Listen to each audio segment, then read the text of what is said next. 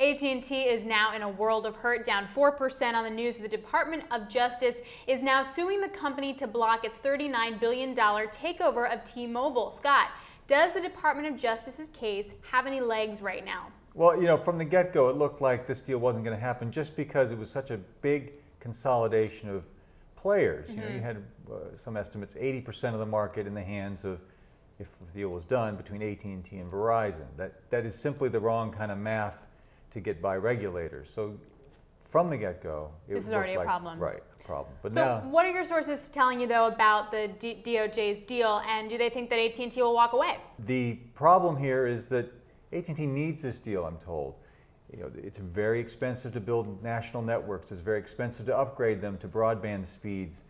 To do all that, to lay out all that money, you need a return on that money, a return on investment.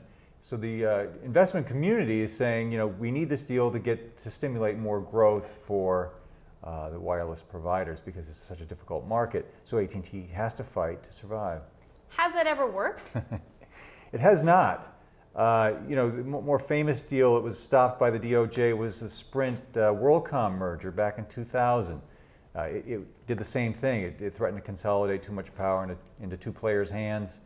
The DOJ stopped it, and there was no fight from Sprint or WorldCom at that time to make it happen, despite the efforts of the Justice Department. Do you think that AT&T is going to do that? Do you think they're going to get a game plan to actually fight this? One thinks so, only because they argue that they need this, they need the spectrum, they need the scale. They also have the $3.9 billion breakup fee to fight for. Right. It's far less to sue their way into a deal than pay that breakup fee. So there are some arguments that they will have to do. And then real quick, is the Department of Justice going to care that AT&T really needs this?